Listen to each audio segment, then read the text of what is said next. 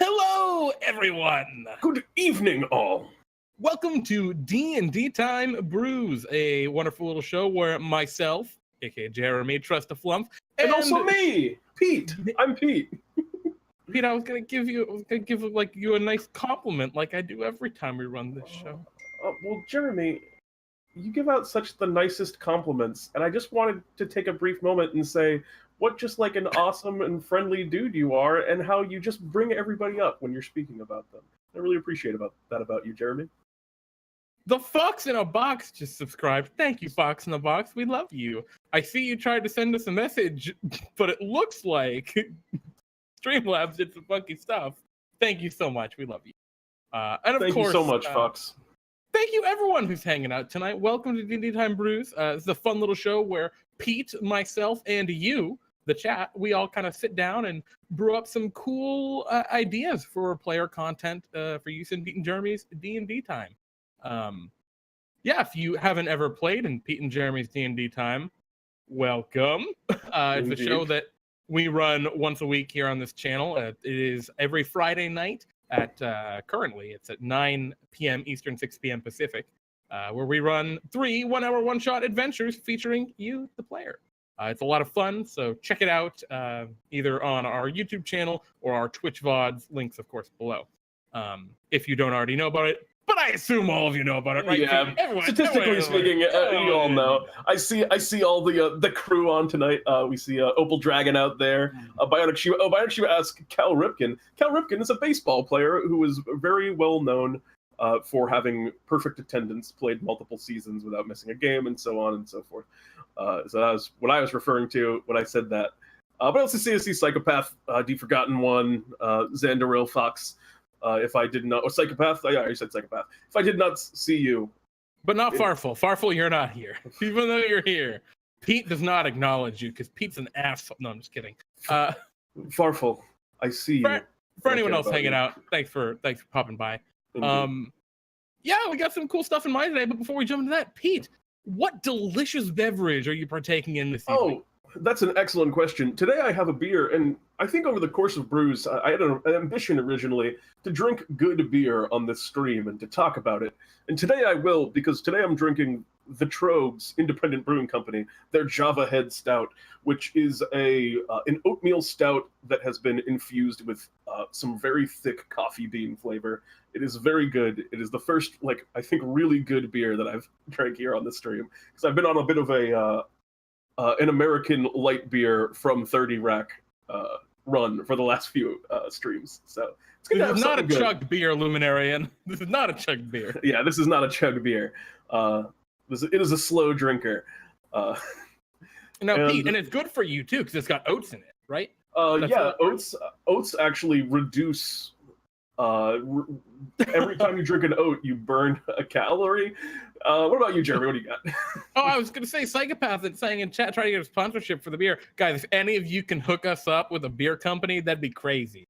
No, I'm drinking Sailor Jerry's rum and Diet Coke. But I'm not drinking out of a cool mug. Eat, sleep, smite, yo. Oh, yeah. That's a cool mug. Hey, Jerry, that's a very cool mug. Is here. How you doing, Matthias? But yeah, I'm excited. This is going to be good. And holy crap, I just realized, jumping back to the Fox in the Box with their sub, 7 months. That's a ton of support, man. Thank you so much. Christ, I can't believe it's been already 7 months. All right, I believe it now. Just trying to take a minute and wrap my mind around. You really made that mental leap quickly. Yeah, well, I'm a fast learner. So tonight we got a couple of things planned. The first of which is we're going to be homebrewing subclass options, not actually homebrewing them, but talking about which ones we want to homebrew, and also just discussing some of the design philosophy we want to move forward with in the future for subclasses, because they're tricky. Yeah, we learned a ton from the for those of you who are there for Brews Numero Uno. We learned a lot from the Green Sun Warlock Pact that we kind of fiddled, or Warlock Patron that we fiddled with originally. And yeah, we want to take those lessons learned and really act on those so that we're moving in a smarter direction that'll hopefully make you guys better content. because I mean that's what we're all here about. We want to make high quality homebrew content for you guys to have a lot of fun. So yeah, you want to dive right in, Pete, or do we have more to say? Brian actually was saying, you say lessons learned like it was terrible. It wasn't terrible. The process could have been a little more smooth. And I think there's some things we want to talk about before. Especially given it was the first brews, it went pretty well. But for sure, we want to talk about what we did learn and like which direction to go on. Yeah, so absolutely. Do you want me to jump right in here? Or? Yeah, why don't we take it away? Talking about some subclass brainstorming. Yeah, so when we went to start the Warlock patron, we came in with a theme. And this is a really important note when we're talking about game design, right? It's theme versus archetype. In 5th edition D&D, class and subclass options are really representing archetypes, not themes so much.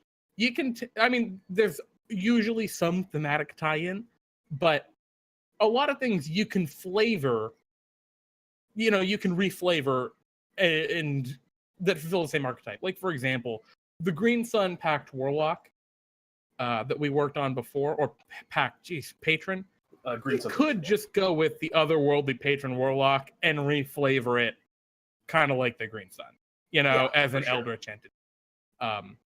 So in a way, that design already kind of exists, right? An appropriate kind of concept. Whereas, like, if we talk about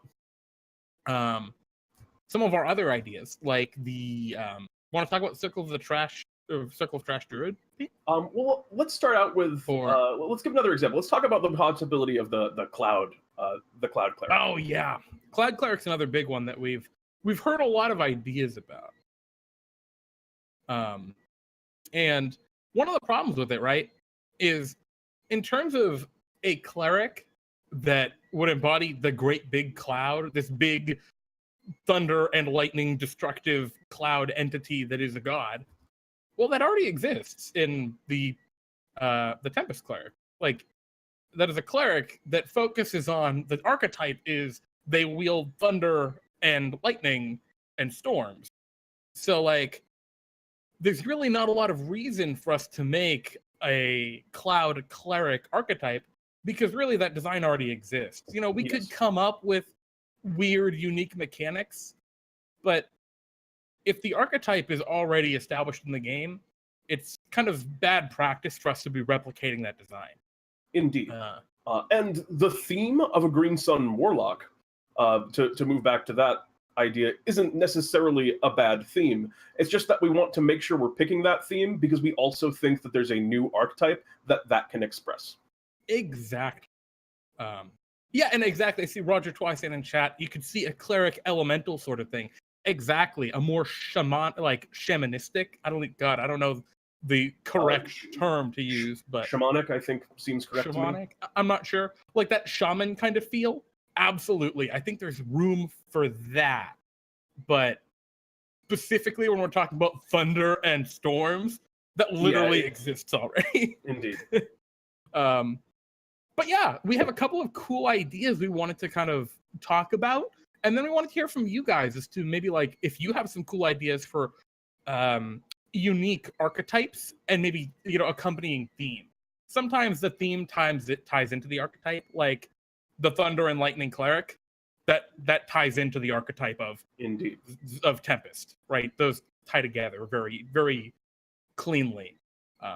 Whereas it's not always quite so clear. And perhaps if you have one or the other, I know, like, and themes, I think, are probably the more fun thing to come up with a lot of the time, because it's just like, you have all these cool ideas for different ways you think you can work. And if you have an idea for one or the other, like if you have an idea that would make a great archetype, or an idea that would make a great theme, you can submit one or the other, and maybe we'll find points where we can mix and match. Like if we have a great archetype, and then we find another theme that we think might fit it well, we can just kind of combine things together in that way. And just see what we end up coming up with as we talk about it now. Jeremy, do you have anything else we want to say before we want to start diving in and really start talking about some of our ideas that we have? Yeah, so Pete and I are going to talk a little bit about some ideas we have, but feel free to kind of put some of your concepts. I see a couple already coming in the chat there. We'll try and like address those as they kind of come up. But right now, our goal, right, is to brainstorm just a whole bunch of different themes. Things like, how do I put this? Like we want both. We want both ideas. Goodbye, girlfriend. Jamie's leaving. All right, bye. Like ideas for both cool archetypes and accompanying themes that would roll with. Sorry to interrupt. Yeah, no problem. That's basically what I was going to say. Just like ideas for a theme would just be trash. We want to do something in the trash kingdom, and then an archetype would be what we want that trash power to actually function like. Because I see that's one that's floating around in chat, and I see some other ideas already streaming in. So I know Psychopath. Let's just start pulling some stuff in. I mean, Psychopath was mentioning how excited about the subclasses. So let me read what Psychopath said here. Most subclasses have a healing or self-heal option. The closest wizards get is a horrible spell that hurts them to heal others, as well as a weak life drain. I think it would be cool for a healing school for a wizard because of all the studying that they do. I don't know what you would call a school like that, School of Mending or Doctor, but I'm sure the chat can come up with something better. So yeah, that's a really good archetype, a wizard that fills this niche of being able to heal without necessarily I think that could be very cool. That is an arcane sort of healing. Yeah, I think that's a really neat idea, and maybe it heals in like an interesting or unique way. Maybe it's like a life drain kind of heal, or maybe obviously the one you referenced is life transference spell, which depending on who you talk to is either terrible or the greatest thing since sliced bread. And there's also on both sides of that fence. Yeah, I mean, there's definitely some ways to abuse it or try. There's some interesting things you can do with life transference. But I want to mention Doctor is another kind of thing mentioned there, so maybe more of a medical take on it, where the healing is academic and you're kind of stitching people up rather than using just magical energy to like increase regeneration and stuff like that. Yeah, I think that's definitely. So I guess that's what I'll put under theme. I'll put Doctor, right? Yeah. But then archetype is kind of healer, healer / like I imagine support, right? Because if you look at filling that role more, I would think. Yeah, a lot of wizard subclasses, they do a lot, but they generally aren't super supporty. Like you got to be a bard if you're going in that direction. So maybe a unique take on support would be cool. I see the Fox in the Box mentioning in chat, I want a candy-based thing. That's an interesting kind of direction, right? Because we don't want to design subclasses that are too overly specialized. And that's a pretty specialized kind of niche, being, candy. I think I'd almost rather like homebrew specific candy spells that can be added to classes spell list. I'm not sure how we'd put candy into like a subclass for something. Like I said, let's write it down as a theme, and then maybe somebody else in chat will have an idea about how to make that work.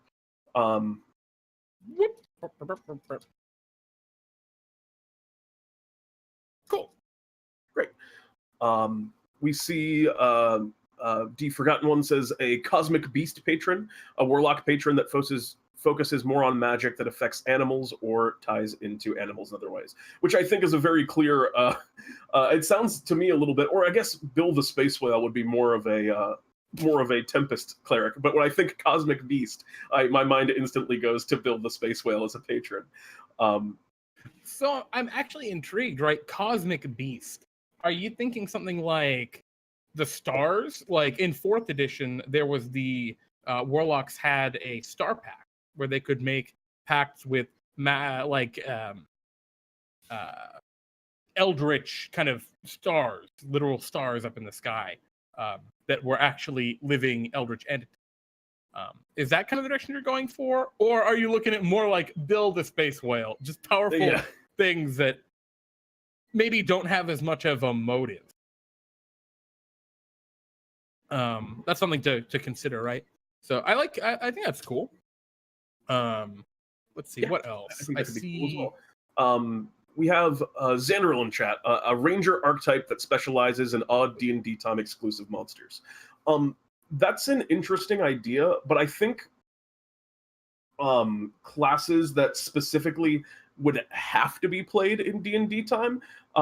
We don't want to, pardon me, we don't want to bake things into design where it's, and that's already kind of a problem with the Ranger as it is, where a lot of their design is based around, being in niche situations, like having these things like favored terrain. And if we're talking just like, a Ranger that takes down specific monsters, that also kind of falls into the category of the monster hunter.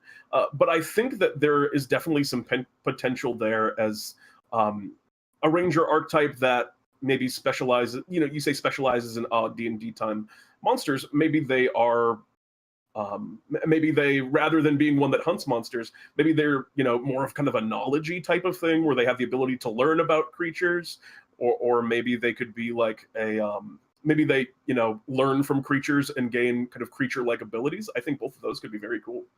And yeah, I mean, maybe there's just like a whole like odd/obscure kind of deal, right? They're interested in the kind of bizarre occult, because there really isn't an occult hunter ranger, right? A kind of grim occult hunter deal. You know what I mean? Yeah, that could be definitely cool. So I think that could be very neat. A ranger that's actually useful. Xanderel, we're not miracle workers. Paladin Oath of Pity. Oh my god. I don't know where I'd even go with that, is my concern. Let's go back, because I know I missed a couple here. We got a ton of awesome ideas coming out. We have Luminarian says Airbender or Trashbender. I mean, Trash Druid is one that we have spoken about a lot, for sure. If we want to throw that one up, but the ability to kind of, I was saying, Luminarian was saying Airbender or Trashbender of some kind. So I was thinking, if we're doing, the Trash Druid, which is one we've talked about quite a bit. Yeah, that might be a really cool idea. So looking at our trash theme here, and we're gonna put Druid on there because that was the class we were originally thinking of. What could be really cool, and Luminary, I think you just hit on that with that comment, is maybe the whole archetype is the Druid manipulates their surroundings and maybe like lays waste to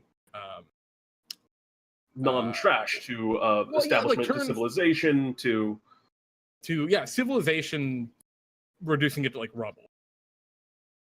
rubble/trash. So like obviously in D&D time, this is the trash kingdom, right? The whole place is just garbage. Yeah. It's the dump. But you could play this in like an actual longer term campaign in pretty much any setting by having this very anti-civilization druid bent, because that archetype of civilization needs to be reduced back to nature, right? Needs to be broken back down. Could be cool. But anyway, I'll just put that on there. I think that's a cool direction to go. Yeah, I think that's also could be very cool. Next we have Bionic Shiba says a more magic-infused ranger that can actually use some decent spells before they become useless late game. So you're thinking either a more potent magical ranger or maybe a more arcane-focused ranger? The problem with that is the core ranger chassis doesn't really allow for it. I think the solution to that is not creating a new ranger class, but creating new spells that are ranger exclusive, where the ranger gets some cool new spells that are more impactful at lower levels. Mind-blowing as that may be. Yeah, I'll throw it on. I'll just throw it on the class ranger without the archetype we have for the moment. I know we've missed a couple. I'm trying to keep magic. up. You guys trying to get them all. Yeah, you guys are way ahead of us here. Oath of the Trash King Paladin. Yeah, and I think like Oath of the Trash King Paladin, that can like tie into the current Oath of the Crown, right? You can tie that into the same deal. Obviously, it doesn't have the trash theme to it, but that's where you can apply your theme to an existing archetype, right? Which is a paladin, which swears loyalty or fealty to a king. Let's see. A pacifist archetype that just pacifies enemies through spells and abilities. That is actually an interesting kind of concept there. So I'm going to put that on there. Pacifist. I don't know if that's how compatible that will really be, but it's worth thinking of. And I don't know what we're going to put that under for like class rank. It's a cool idea. So a couple more. Opal says Trash Ranger, so I'll just put it under what we have for the trash stuff right now. Yeah, just maybe we do a Ranger instead of a Druid. And then we see Foxbox says Trash is probably Druid, maybe it's Damagey, so I'll just put there. Could be like an aggressive sort of archetype. Maybe that's the plan.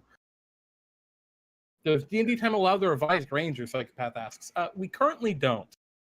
The thing is, a lot of what makes the original Ranger iffy, in my opinion at least, is its late game is underwhelming, which isn't super applicable in DnDTime. And if you're playing the Beastmaster variant specifically, it sucks if your beast dies. But it doesn't in D&D. Because in DnDTime, your beast just comes back with you. Yep, so you just got him forever. Actually, interestingly enough, the way we have DnDTime set up mitigates a lot of the problems that people have with the early on it. Let's see what else we got. Adrian said something about a shaman, and I think I saw Farfel mention a shaman too. A druid that plays more like a World of Warcraft shaman. I actually don't know what a World of Warcraft shaman plays like, Adrian, but class, so that could be like a druid, perhaps. That could also probably be a whole bunch of different options, but the archetype, when this is an archetype that I really want, this is my number one, I want this in 5th edition D&D, is the shaman. There's no real shaman. Yeah, there's no real spiritual. Yeah.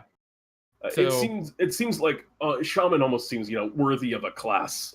Yeah, maybe it's a class in its own right. But as a druid, I don't think since we're not even touching classes right now, druid makes the most sense to me. So we have someone mentioned a candy rogue. Psychopath said we have Roger Twy saying that specific brand of barbarian that is super anti-magical. There could be something there for sure. A barbarian that is a very status resistant barbarian. Maybe something in that range. I see Xandril saying a fighter that specializes in enchantment, and unlike the Eldritch Knight, doesn't take a penalty because they decided to be a spellcaster. That's a really interesting concept, right? And Xandril, correct me if I'm wrong, but I think what you're kind of plying at there is a fighter that would like prepare enchantments on their armor at the beginning of the day, kind of like how someone else might prepare spells, and then they're just passive buffs that they can use throughout the day or something. Is that what you're kind of referring to there? Because I'm not sure I completely understand. Let's see what else we got. Way back at the beginning, I know we missed one from Farfel on the chat that I was really into. I think it was the scrolling through. Hunter of Obscure. Wait. It's not Hunter of Obscures. Maybe I'm just imagining it because I'm crazy. He's saying an elemental / primordial patron warlock. Okay, yeah, that was it. Okay, so yes, warlock. Yes. And archetype. The archetype. I'm not gonna type art. And that's Opal Dragon says trash theme variants of all classes, which I think Opal's joking a bit there, but I think just a bit. Well, yeah, just a bit. But I think that's another thing is we don't want to focus too much on one theme and how they could potentially be applied to everything, because we want to see there are a lot of elements if we're talking for one thing, just the world of DnDTime, and also beyond that could have a lot of benefit and fit really well on certain classes. Things like I don't know if I've seen one yet, but I saw someone talking about it in chat on Discord earlier, talking about wizards that could be the schools of Chefromancy or Mathnomancy from a couple of different places around the land of DnDTime, and there might be things to create there. Not that I necessarily have ideas for what those archetypes could be, but let's want to try and vary up a lot of different themes. Wizard and then archetype. Jeez, can I not speak? So like math, or that's really not even. Just question mark, and the theme is math. Maybe that can also be an archetype, but and I saw in chat Roger Twy saying sounds like a Witcher in response to Liminarians. Can we play a vampire? that's a really interesting idea. And, I've been toying with Yes. kind of hashing out the design for, I saw this on Twitter as a joke. I think it was Todd Kenrick with D&D Beyond tweeted about the circle of lycanthropy or something, where it just be circle of the moon druid, but you can only be like dire wolves or whatever. And I thought that was hilarious. So I started kind of tweaking and designing my own kind of circle of I called it circle of the Scarlet Moon, but circle of lycanthropy, that more occult circle deal. Circle of furries. Okay, right. And I think that same kind of idea could maybe be applied to vampirism too, because vampires are something people I know have been super interested in. We're not calling a circle of furries. We're gonna call it something else. Circle of Scarlet Moon or whatever. Circle of lycanthropy. Circle of whatever. No, not circle of oh dear, what have we? Matthias the Enchanter. You stop right now. And yeah, that's actually something that also I think Mercer's Blood Hunter is like a full class design, a lot around to that. But I think there's definitely places where in a subclass that could be pretty radical. Yeah, so that's something to think of. So Swordco here says in class a Crimson Glass Wizard, which I'm not entirely sure what that is, but I'm interested, Sword, in what you had in mind for that. So let us know what you were thinking when you said Crimson Glass Wizard. Because that sounds cool. Let's see. Because I think the first thing, right, is we're going through all these ideas, right? So let's Adrian P. Mercer. Yeah, Mercer. A lot of people have asked if they can play the Blood Hunter, but we are currently no bueno. Maybe that indeed. A gunslinger as well. But yeah, looking at some of these concepts, right? The important thing to look at is if we look at our archetypes / themes for them, do they already exist in another class? Like we look at the Druid or Ranger or whichever we end up going with for Circle of Trash, and does the trash theme exist in any existing class? No, it does not. No. There's nothing that deals with trash. Does any other class deal with the archetype of reducing kind of civilization or construction down to its natural components, right? Kind of attuning to that destruction, right? Or to that remnant of former civilization. And I don't think anything does, right? Nothing I agree. is quite like ruins and rubble and all that stuff. So that's something that there's definitely room to make a subclass for. Whereas I can't really think. All these other ones are actually pretty good. The one I'm looking at with the Ranger, the kind of occult monsters Ranger, the Monster Hunter kind of fits that build already. Fits that archetype. That's what I was thinking, maybe Sorry, go ahead. I was going to say, that's what I was thinking, maybe that borrowing the power of monsters. Maybe something, maybe that's even a good, could be another place to put, a lycanthropy thing could also work for a Ranger. Yeah, exactly, right? If we take it more in that occult route, we could be doing something unique. But if it's just odd or obscure monsters, then we're looking at something that kind of already exists. At least you could easily make that character using existing. I'm still digging the archaeologist Ranger. Farfel says, "Nice pun, buddy." No, I love it too. I think that's neat. Oh, that's a very good joke that I did. I'm actually gonna put archaeology on here. Archaeology could be pretty cool. So people are interested in chef romancy or some kind of other form of culinary magic. Something with puppetry would be. Ooh. I'm wondering how that would work, though. Right? Would that be? Because I guess my word on puppetry. Well, go ahead, Jeremy. Sorry. I was saying it'd be interesting, summons, right? Because the pun was not intended. Farfel says, "Well, Farfel, so subconsciously, you're a great punster." Puppetry. The problem I have with puppetry is I almost feel like a lot of things like puppetry and candy are awesome themes, and they just need spells to facilitate them. For example, one of the ones I love the idea of a sword mage, a character that summons spectral blades and spectral shields, and they themselves don't do a lot of fighting, but they're controlling all of these things around the battlefield that are flying around and fighting for them. Like a character that fights vicariously through. I mean, the greatest example in current edition is Sacred Weapon, right? Yes. And I like that archetype, and that's something that doesn't exist currently. But I feel like to actually make that, you could make a wizard school for it, or a fighter subtype, or a cleric domain, or a cleric domain. But I almost feel like the biggest issue with it is it's missing spells, right? It just is missing the tools, the support to do that, for sure, right? It's kind of like there's more to spiritual weapon, not sacred weapon. Sacred weapon's a different spell. Thank you, Farful, for the correction. People are talking about for like a puppetry thing, maybe going on a heavy sort of domination and control based ability set. So in terms of wizard, that would probably be akin to an enchantment, but it would be more of an aggressive sort of thing. So maybe there's enough of a difference there to justify it. So it could be very cool. Definitely. I mean, I put it on here because it's not there. I think it's cool. Is there Luminarian says, is there an angelic inspired fighter? There's not currently a fighter that is divine in nature.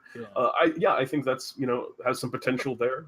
The paladin almost that's a good point. Does that though? That would end up, I think, probably becoming very similar to a paladin. Hunger-based barbarian. I don't know what that is, but I already love it. Lots of bite attacks, lots of unarmed strikes. I don't know what that archetype would be, but I just like Hunger Barbarian a lot. So can we put it down? It's I can put that. Yeah, just throw it down just to remember it. Barbarian, oopsies. Archetype, Hunger. Theme. Or I guess theme would be hunger, and archetype would be ... Right, because it's like, well, what does the Hunger Barbarian do that other barbarians don't? Right, and that's the real question. Like, because you could play a Frenzy Barbarian, and just make your theme is you're really hungry and you're eating things, and maybe you're a lizard folk, so you have bite attacks, or something. I believe it was Oathgar Charirgix who last session was playing a barbarian and frenzying and using his bite attack to eat his foe, which was a very interesting strategy. Fox is even just saying pull in the hungry jaws from lizard folk could work, but that's something that you can kind of already do. So we need to take that in even more extreme direction if we're going to do it. And that's kind of one of the reasons where we'll sometimes just take an archetype or just take a theme, because maybe there are places where we can kind of mix and match these and combine the strengths of different ideas. Yeah, I mean, very standard archetypes are stuff like the support, right? I buff my allies. Debuff, I debuff enemies. The DPS, right? I do lots of single target damage. The Nova, right? I do lots of AoE damage. The Summoner, I summon lots of things, which we're not doing in D&D. Bionic Shiva says a strength version of Monk. Or more of a brawler kind of monk. Actually, that I think, right? It's like a fighter subclass in there. I mean, I see it as a fighter. It could be barbarian. So like barbarian / fighter, and you're looking at like what, gladiator basically? Because like that's kind of it's a gladiator / brawler, unarmed / like Hercules. I spelled Hercules wrong. All of those could work, guys. And we'll throw Monk on there too, just to. Oh yeah. I mean, put that on there too. I mean, definitely. There is not an unarmed fighter. So I think this is one of the ones where the theme is very open, but the archetypes are very clear. And I'm just gonna tack this on because I saw people talking about this earlier, like a heavy grappler as well. The reason I don't want to do that is grappling in 5e is a very simple mechanic that has huge consequences. Like, and I hate to say it like this, but like in against like a character you can grapple, if you can keep them grappled, that's almost always the best move, is to grapple them and keep them grappled. It's like the best move by a landslide. But maybe that's certain things that like certain character size categories higher than you just can't grapple at all, which sucks. So I don't like the idea of basing a class on this kind of funky mechanic that doesn't apply to monsters that are bigger than large. My thought is not necessarily basing it directly around the grapple mechanics as they are, but maybe finding ways to get across that archetype, like, wrestling moves and suplexes and slams. Dude, you're right. So I don't know what the class would be, right? Yeah. But the archetype, like maybe it rides the monster, like jumps on top. Monster rider, and stuff like that could be. That definitely has some. I'm thinking of Monster Hunter, because I know you can do that in Monster Hunter now. Oh, I didn't know that was actually a mechanic in Monster Hunter. That sounds cool. Yeah, you can jump on top of them to fight them. Well, maybe not then, but we'll see. But actually, it doesn't apply to monsters bigger than you unless you are a grappler. I don't know about that. Yeah, but that's that could be funny. The rodeo subclass. Psychopath, excellent. That Western theme. I'm not sure if we got yours from earlier. If I missed it, make sure to say it again in the chat. I believe that was the heel wizard. Oh yeah, shit, the heel wizard. Yes. Of course. There's a lot going on. I forget these things. One of my favorite classes from Final Fantasy Tactics, a Hell Knight Netherseer, which is a fighter with multiple debuff abilities / spells. I definitely don't want to build subclasses that are kind of references to existing properties. But maybe a fighter based on status conditions and debuffs is something that is a direction we could go. I wouldn't necessarily want to make it, though, that like Hell Knight Netherseer thing that is from Final Fantasy Tactics. Yeah, no, I mean, like the name obviously we wouldn't want to take, but the archetype might be. Yeah, that's what I'm saying. Right? I think the fighter, that fighter archetype could be cool. Oh, actually, Sword Kelly was saying the rodeo clown can both ride and provoke / distract enemies. I kind of like the idea, right, of the clown bard. There's no. I just thought exactly the same thing as you were saying it. That sounds like a bard to me, and a very just kind of annoying character. And we'd have to come up with a way, because that is a little bit kind of, you could do that with your cutting words. So we'd have to think of a way to really make that its own. But I think a jester, that works so well. Right, but here's the thing, right? If you look at the clown / jester archetype, what existing archetype covers it? Lore? Interested in knowledge and stories? That's not the clown / jester. Oh yes, for sure. Swords? No. Whispers? Not even close. Valor? Not really. They're all about being the hero of legend. I guess if you look at like glamour, that kind of fits under this archetype. You could maybe make a glamour bard that fits this clown. You could make the clown jester fit in glamour. But I think glamour is unique enough that I think this is unique enough rather that it can deserve its own thing. Definitely. Yeah, I agree for sure. I think that one in particularly so far got me very excited to make building a jester bard. Sounds very fun to me. Blood Deuce is asking, what do we got so far, boys? Blood Deuce, let me just quickly run down what we're going. We got a whole bunch of cool ideas. We're brainstorming subclasses / archetypes. We got like the trash druid ranger kind of feel, where it's like battlefield control and reducing civilization back down to nature and to rubble and ruin. We got a healer kind of support wizard archetype would be cool to do. Something with candy theme. It could be anything. Maybe those are spells. A cosmic beast worshipping warlock, that could be neat, like a pact or a patron. A ranger archetype dealing with like the occult, maybe like archaeology, like the Indiana Jones kind of character would be cool. A pacifist option of some kind, and a whole bunch of other really cool ones. There's a bunch now, actually. Yeah, I was going to go through them all, but there are way more than I thought. There's so many. Jeremy, you want to talk about? Oh, go ahead. I was going to say, do you want to talk about some of the ones that we were thinking about? Yeah, well, I just want to say, Opal Dragon 98 saying a dragoon type archetype. I actually don't know what a dragoon is. I've never played all these games. I don't know. I've heard dragoon, and I picture like a dragon knight is what I hear in my head. But Do we have a dragon pact for warlocks? No, but we will.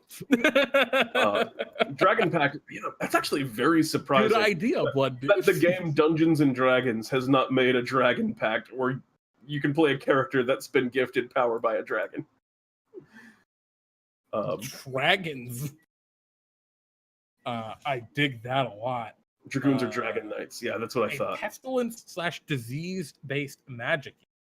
I really dig that too. So that can be like, I see that class as being like a ranger or a cleric. I could see a cleric of pestilence being like, for sure, intense, or a druid even. And then of course, archetype. Archetype is kind of weird because like I don't think it's really necessarily archetype. It's a theme of pestilence slash poison, and maybe it deserves its own archetype. I'm not sure.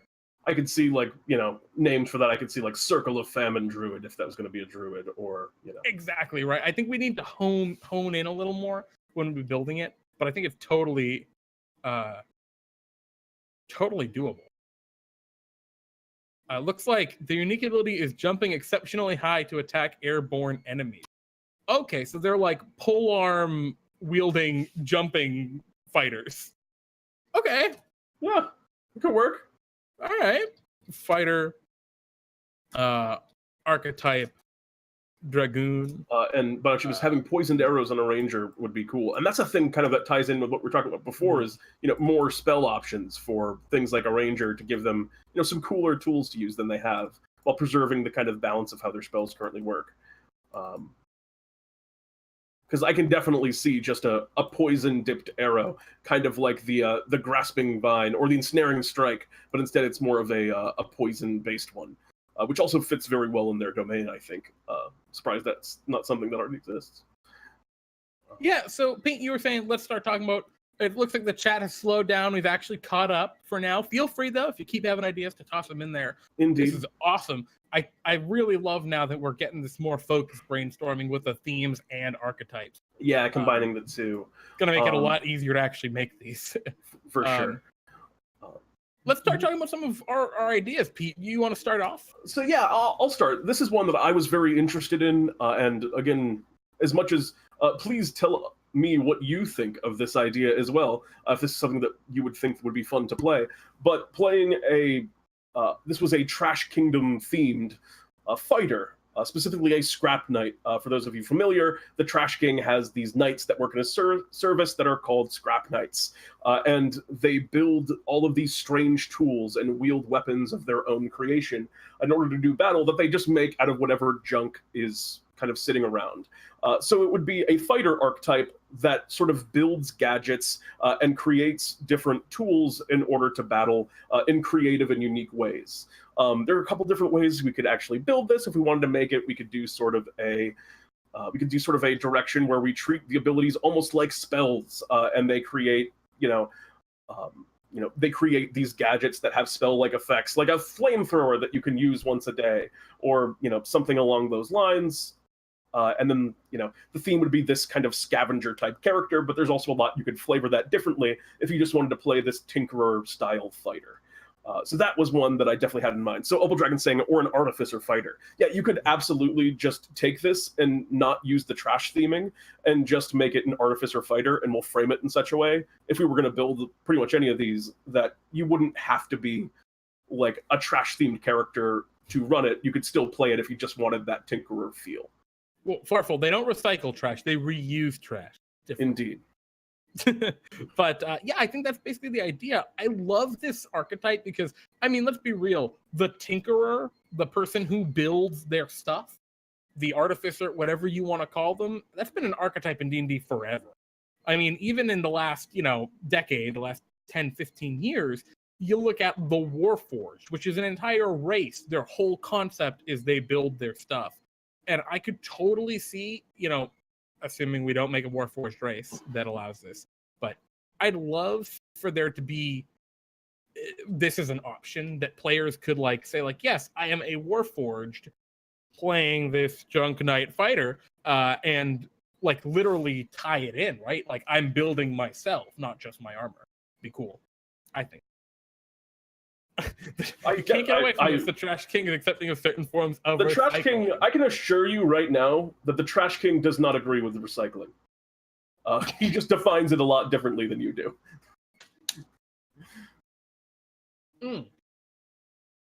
So yeah, that was definitely one of the options we were thinking about. Another one I was thinking of, I was really interested in, like I said earlier, the lycanthropy kind of deal. I think that's just such a common theme, right? Like in popular media, and I don't know, I feel like it's just been around forever. Like, yeah, that's it. I think it's just a really common thing. And I think, I don't know, guys, let me know if any of you would be interested in seeing that kind of stuff for D&D time, right? And maybe we tie it in a little more to actual D&D time. But I don't know. It could be interesting. You forgot one saying, Monk, the way of the wild. A berserker-like monk trained to tune into bestial instincts and abilities. The problem I have with that, you forgot one, is that sounds just like the totem warrior. I was just thinking it was barbarian. A totem warrior. Yeah, like I don't think it's, at least maybe you have more in mind that I'm just not getting, which is probably the case actually. I can be a little slow to pick up on stuff sometimes, but yes, especially filtering through everything. This was another idea that I wanted to talk about, which was the potential of building a Dreamwalker monk as a theme and archetype, with the kind of core theme being the Dreamwalkers and kind of in the plane of dreams and a lot of abilities that related to sleep and thought and dreams. But in terms of the archetype also, I imagine them as a stance-based fighter, where maybe they have abilities where they sleepwalk and they have kind of these passive buffs while they're sleepwalking and stuff like that, which would just be kind of a unique take where you can move into these different modes to shift different battle types. And that was generally what I had in mind for the Dreamwalker. That was the overarching idea. I just need some refinement as all of these. I love that idea, Pete. I actually really like the idea of the stance, like sleepwalking. That sounds actually pretty sweet. And I see the Forgotten One saying, forgot about the Totem Warrior. That happens all the time. The number of times I've sat down and been like, oh, I have this awesome idea. Oh, wait. Shit, that's a thing. Opal Dragon, on the subject, Way of the Drunken Fist. That is actually in existence. Yeah, that's actually a published one. Yeah, you can just play that. Yeah, it's already a thing. I think, what is it, in Xanathar's Sky? I'm pretty certain it's Xanathar's. Yeah, it's Xanathar's. I'm gonna commit to that one. It's Xanathar's, yeah. It's pretty cool. I think it has does it have the fire breathing ability? That was what I wanted out of it. I can't remember if it had I don't remember. But anyway, yeah, so we're hitting that kind of point where we're kind of reaching the edge where we're kind of the deluge of ideas is starting to slow down. So I think we're at a point where Pete and I can take this huge list, right, and start picking out a couple to like really develop more. Mm-hmm. And then maybe the next time we sit down to do brews, we can pull some of these up and really talk about them. And really start fleshing out their mechanics, how they're going to work on a per class level kind of deal, right? What abilities they would get. But yeah, that's, I think, a topic for another time, because we need to sit around and we need to sit down and really start figuring out. Yeah, Jeremy and I will spend tons of time talking about every single one of these in between now and the next brews. Which I don't know if we mentioned this already, and we might forget it, so I'm going to say now that we've moved brews to an every other week schedule. So now brews is consistently going to be every other Sunday rather than the 2 on, 2 off that we've been doing. Yep, exactly. So it'll be a little more consistent. Opal Dragon, I'd love to play a bunny folk that has lycanthropy. Oh my, I'd love to play a tree folk that has lycanthropy. Oh God. The tree wolf? The tree wolf. No, oh my God, that'd be great. You can just be one of those, like, what are they called? The shrubs that are carved to look like animals. A topiary. Yeah, you'd be a topiary. Jeremy, that sounds to me like a prestige. That sounds to me like a prestige class. The timber wolf. Nice. The topiary. The topiary. Fucking lumberling. Sounds amazing to me. Yeah, that's a prestige class. But anywho, guys, so we are just about 45 minutes to an hour in. At this point, I think, Pete, we're gonna take a moment to refresh our drinks, and when we come back, we can kind of switch gears and start talking about maybe some items. Does that sound like a good idea to you? What do you guys think in the chat? Sounds like a great idea to me. And also, the forgotten one, last one, sliding in at the finish line. We'll get that College of Mimicry in here, and we'll check that one out too. Because the idea of copying spells—that's an interesting idea, and it'd be a tough mechanic to make work, but we can check that out too. Yeah, that might be a very difficult one to work with, but it might be feasible. But it definitely doesn't exist. I think it'd be a class feature, the copy spell, right? Or maybe reflect spell or something. But yeah, we'll be right back. Just hold tight. We'll be back in about 5 minutes. We're going to refresh our drinks. And when we come back, we're going to switch gears over to start figuring out some cool magic items to talk about. And should be fun. So we'll see you all soon.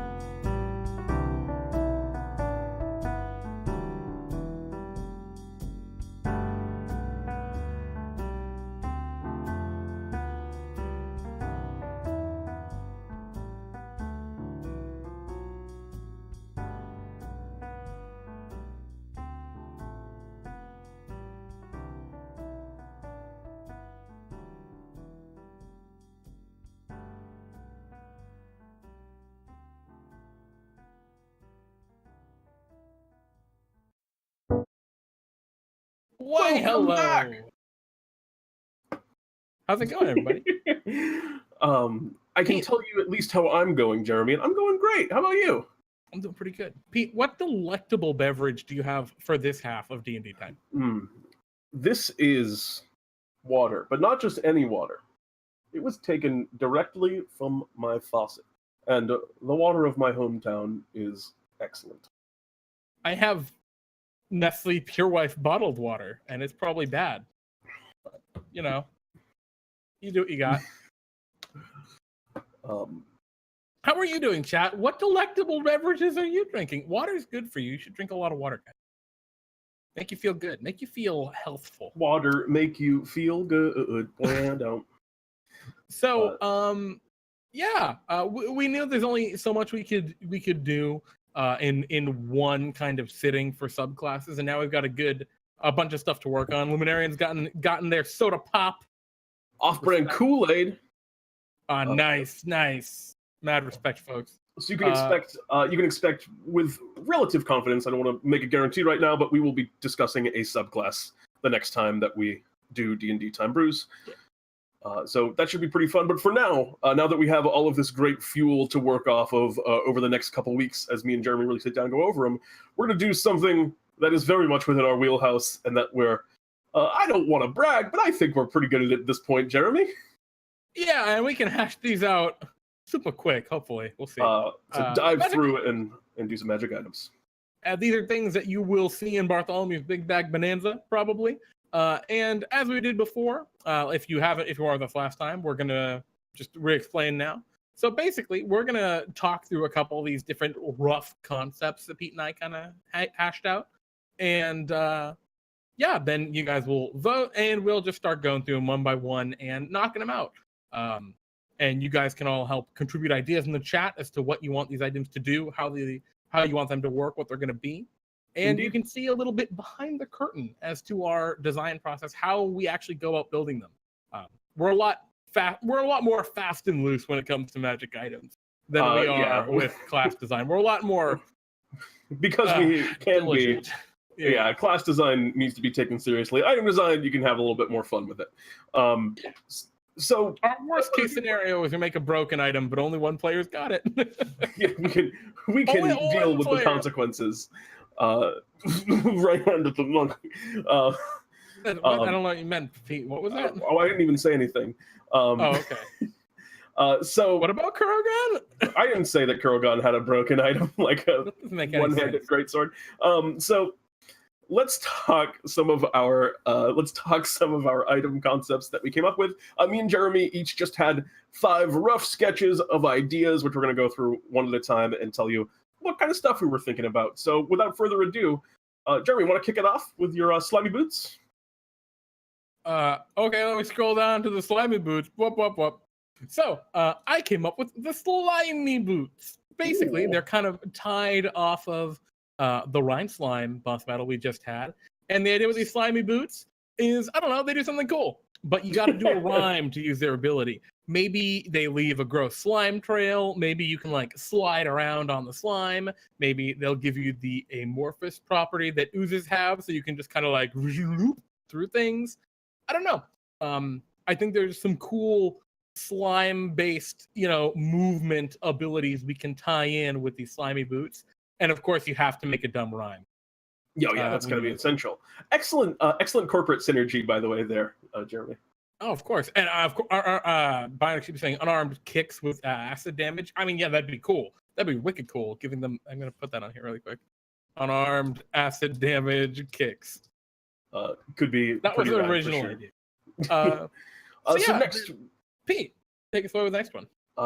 First one I have up here is called Wilhelm's Wondrous Wheels. The name does not necessarily have to be Wilhelm, it can be anything, but the general idea would be, it was just a set of wheels that are able to be put on the outside of any object and turn it into a land vehicle. So you could fell a tree and then slap the wheels on the outside of it, and all of a sudden you got yourself a tree car. Don't know how that mechanic is exactly going to work, but I think it could be a lot of fun, and I think a creative player could really do a lot with an item like that. So that's Wilhelm's Wondrous Wheels. Yeah, that'll be a really interesting one to actually build, right? How the hell are we going to do that? How are we going to phrase that? I have no idea. I'm interested to see. Next item on the list was Tyrant's Tiara, a sparkling pink tiara with the power to bend and dominate mind. I like this idea of just a very innocent looking thing with a very dark tone to it. Yes. I think it's I was saying before, ability. Could be cool. Yeah, it makes sense. I was saying before, it reminded me very heavily of Mean Girls when I first read it. The next shall be the Armor of Rags is one that I came up with. I imagine this is just some kind of light trash kingdom-y armor that looks like rags to the person wearing it. So, they might not realize that you're wearing armor, giving you some kind of advantage in that way. And maybe it has other bonuses, against certain types of targets, or grants some other kind of trash kingdom sort of buff. Not sure what that might be, but we can all figure that out together. And yeah, just to clarify, well, we don't want to make subclasses that are very specific to places and things in the land of D&D time. Items, absolutely. Just because items are much more personal to the game. So I think it's perfectly fine to make some items that are very niche. Next item I had on the list was the Owl Bear Cape. Interesting description I wrote. A sick cape made from an owl bear pelt. Really, Jeremy, that's how you feel about that, huh? Yeah, and I think, maybe it gives you like a claw attack with the owl bear claw. Maybe it's got some cool color plumage, maybe like a color spray or something. Maybe you can glide using your owl bear wings as you fold out. Kind of like, I might just like, you're the Batman, but you're the owl bear man. I think it could be really cool. Yeah, could be a lot of fun. The next one I have here... You can disguise as an owl bear. Sorry, go ahead. The next one that we have here is the red rubber ball. I imagine it's just a thrown weapon, just a simple thrown weapon that's like a foursquare ball, but I feel like you could do things with it like, bounce it off of stuff. Maybe that means you can bounce it off of walls to hit targets behind cover, or that means that you can just hit a guy with it and then have it bounce off and hit some other target. Whatever it may be, I think it could be fun. We'll make it kind of into a new weapon of its own type, so make a new thrown weapon. Rather than doing something like a javelin, we can just, build the weapon from scratch, which also could be a fun exercise, because I don't know if we've done anyone like that so far in the items that we've done. That's the red rubber ball. So. I mean, pretty straightforward. We sort of did with the boomerang, but the boomerang's a little different. Okay, yeah, I guess that's a little bit in... Sort of, but not quite. The next item on the list, the jumble of belts. The idea is it's just a ton of belts. Classic fantasy trope, right, is the character wearing just a belt over, just belts everywhere. So many belts. And I like the idea that it's just an assortment of tiny little slightly magical items. So, your belt of vigor. And they only have effect if you directly mention that you have this belt. So it's like, yes, and on your turn as a bonus action, you can mention your belt of vigor to regain 1 hit point or something. And they all have dumb little effects like that. Yeah, I think it has a very fun design space that we could play around with a little bit there. A lot of freedom, I think that one will have. Plus, I like the idea. It gives one of my favorite things in D&D is when you get a feature that just has a bulleted list of stuff you get. I love it. Yeah, it's always very satisfying. That's just me, though. What's the next one, Pete? Next one's the Glotion, which would be a potion that imbues the player with light magic upon drinking it. So a couple of ideas I had for things that could happen. Maybe you can turn into light and fly around in very bright spaces, giving you essentially teleportation if it's bright enough in an area. Or maybe you just get the ability to flash and blind targets. Or maybe you just light up a dark path as your whole body has a very long-term and powerful light spell cast on it. There's a million things we could do playing around with light. And that would just be the Glotion. I just like that name a lot. It rolls very nicely off the tongue. I also like that. It's very neat. Apparently, I'm not a mod in my own channel, so I can't link the website submittal. I know Matthijs the Enchanter had a cool item he wanted. Check out our website under item submission. I can do this, Jeremy, as I'm logged into DnDTime. Go ahead. The next item, I'm going to actually give you the link or maybe I won't because I can't. Yeah, good luck. Anyway, the next item on the list was the Mimic Tooth Necklace. This is a name I stole from Enter the Gungeon, which is a great game. But the item, I think it'd be cool if it allowed you to disguise yourself as a mundane item. Like you could just polymorph yourself into a broom or something dumb like that for a time, but you'd be aware of your surroundings. I just think that'd be really cool. I think that could be a lot of fun for players to play around with. I think so as well. Yeah, you can use your reaction to grapple them if they touch you. Yeah, right. Anything else? I'm sorry, I have one more left. And that is the. I'm sorry, I've been a fool. I like this a lot too. This is the spell shifter. It would be some kind of wand, I was thinking, but it would allow you to change the target of a cast spell. So, for example, if your opponent is channeling a powerful magic missile towards you, you can change all of those magic missiles back upon them as you reverse it in a sudden shift, and it wouldn't be necessarily a thing that just automatically happens. It'd be some kind of check. But it's a mechanic that a redirect is a mechanic that I at least haven't seen much, so I think that could be a fun one to make. I completely agree. And yeah, so these are all of the kind of rough concepts that Pete and I kind of come up with. We're gonna build out a bunch of these. Pete, do you have the link ready for chat? I will place it in the chat immediately. Max, Max, we didn't do item submissions for these. These are ideas that Pete and I just came up with and added to this list here. And I know that in the past there's been some trouble with the links posted in the Twitch chat, so I also have posted it in the Hangout of the Discord server as well, so you can get it there if you don't have it. So jump onto that link, give us your votes, let us know what you want to see us do, and we'll see what comes up. Yeah, give it like 5 or so minutes. Jeremy, do you got any? Do you got any that you're really hoping to build out? I mean, I'll be real. I really love the jumble of belts. I'll say I too am partial to the jumble of belts. Excellent. And the Mimic Tooth necklace, allowing you to transform into mundane objects, I also think is a really fun item. It might not be that good, but I would have so much fun with it that, like, I don't know. I just think it'd be awesome. Yeah, I think so as well. The ones I really like, I also really like the jumble of belts, but I really love Wilhelm's wondrous wheels, and the red rubber ball just seems so fun to me. Like, as a player, the idea of just hitting someone in the face with a 4-square ball, like, I imagine damage dealt with a red rubber ball would always be non-lethal. That would be pretty troll. Yeah. You know, God, I'm thinking of how I would execute some of these, and I'm just like, I'm very interested. I like all of these abilities. I mean, all these items that are on here just sound awesome. I do as well. There's so many different directions some of these could go. Like the slimy boots could go in so many different directions. The armor of rags could do so many different things. Mm-hmm. The one that I'm the most afraid of, but also excited about, but also afraid of, is Wilhelm's wondrous wheels. That's the one I most want to do. It's like, it'd be awesome, and I feel like I'd have a ton of fun with that as a player. But what does it do in the context of D&D time? What does getting a land vehicle mean? I think we can figure what that means together. Can you use this tree that you've put wheels on as your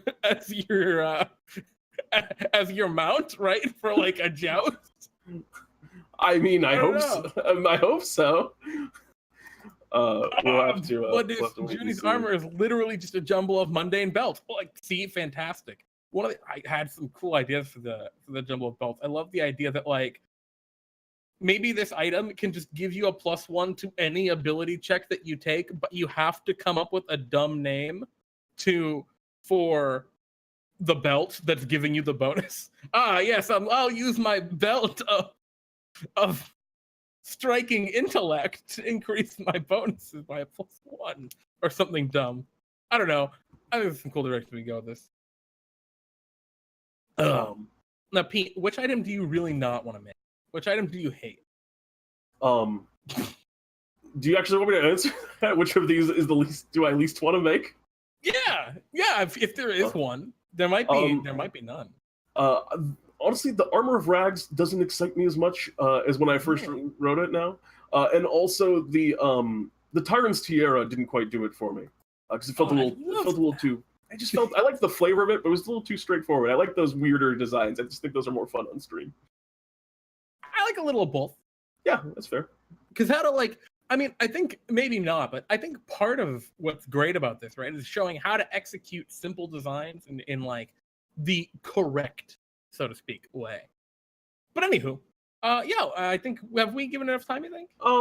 Looks like we've got 35 total votes across up to 4 votes a person. That's 7 people? No, 8 people? 8. And then, I mean, people could have voted a little bit less 8. for some. More than 8. More than 8, less than 9. Indeed. Wait, if we had fractional people? Oh, God. Are you part of a person? Let us know. No, that means at least 9 people. There we go. We're getting there. Yeah, give it another... at 10:15, Jeremy, let us call it a day. If you haven't voted, get your vote in now. Tell us, what do you think? Your decisions will count for all. Farfel voted for one item. Farfel, I respect that. Indeed. All the other items are bad. You're right. No. One of the things that... Oh, right. So while we're just giving a moment, let's take a quick moment and talk about what's coming up in DnDTime. So obviously, throughout October, Pete and I are doing our annual Halloween extravaganza, a series of 12 one-off adventures over the course of the... or actually, are we doing 12 or are we doing 16 this year? 16. Yeah, 16 one-shot adventures over the course of the month of October. No, 12.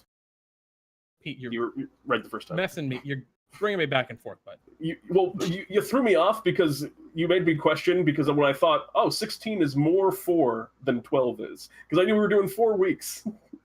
Guys, don't worry. Don't worry, I did study math. 12 one-shot adventures over the course of October, all tied into a common storyline. It should be a lot of fun. And I see Max Meister in chat asking, were these items players submitted? They were not, Max. We did not do a survey for that this time around. If we're going to do that ever, we will give you plenty of notice so you can get those submissions in. That's 14 if you count Delves, exactly, Sheba. But yeah, those were going to be special Halloween-themed loot and treasure and stuff, so make sure to stop by and hang out. And it should be a ton of fun. And then, of course, this upcoming Friday, just, 5 days from now, we're going to be having a small event, the Labor Day event in the Land of Dean. That should be a lot of fun. So make sure to jump by, check that out, sign up if you want to play. Should be a lot of fun. Sign-ups are actually open now. You can sign up literally right now. Pretty crazy. I agree. And I think, Jeremy, we've given it enough time. I agree. Let's look at what we're at. So let me quickly refresh the results. In first place, we have the Jumble of Belts. I'm very happy. I'm very excited to do that one. Next up, in the next in the next tier, we have the Armor of Rags and the Mimic Tooth Necklace, both tied at about 5. And then the next tier after that, we have the Red Rubber Ball, the Spell Shifter, the Slimy Boots, and the Owlbear Cape, all tied at 4. So those are probably, and then Wilhelm's Wondrous Wheels, the Tyrant's Tiara, and the Glotion. We probably will not have time to get to any of those, but we shall see. But it's very clear which one we'll be starting with, and that is the Jumble of Belts. I am excited. So let's go the Jumble of Belts. So I'm going to copy that, and I'm going to scroll down to down here. And let's put these down here just for reference. The Jumble of Belts. So actually, Pete, before you start copying stuff around, oh God. Oh, you want to make sure you get another one. Yeah. I'm going to make a template page here. Very good, very good. ASDF. Cool. So the Jumble of Belts. An assortment of belts, which while worn provide a plethora of extremely minor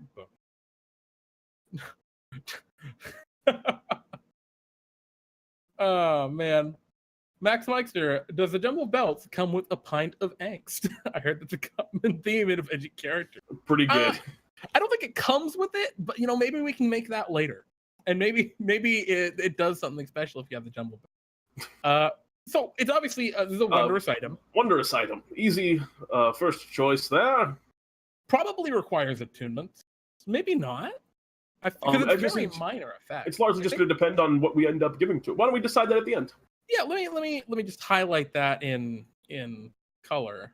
All right, we highlight that in... Oh no, I messed everything up.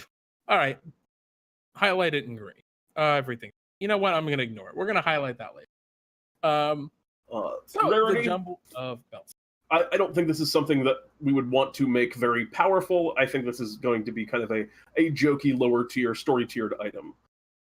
So for rarity, would we like to say uncommon? I was thinking uncommon, but maybe we do bump it up a little bit. Maybe we do call it rare, and it just does a lot of stuff. I'm not sure. Well, let's call it uncommon / rare, and like with the attunement, we'll see where we end up on the. I like that idea. See where we end up on the design. Of all manner of leather belts and belt buckle. Cool. I think for one thing, we do need to decide how many belts there are because there's definitely a finite number of belts. This is the first question, right? Is there a finite number of belts? Because one of the things I was thinking we could go with is I think we could define a couple of the belts. Like I want the belt of vigor to be on here. That maybe it gives you a minor effect on your turn as a bonus action. You can heal for 1 hit point by by it's about the power level. It's about the power level I was thinking as well. It's like very minor, very goofy, but fun. And maybe all of the other belts can give you minor bonuses. So one of the things I was thinking, right, is as a bonus action on your turn, you can speak the name of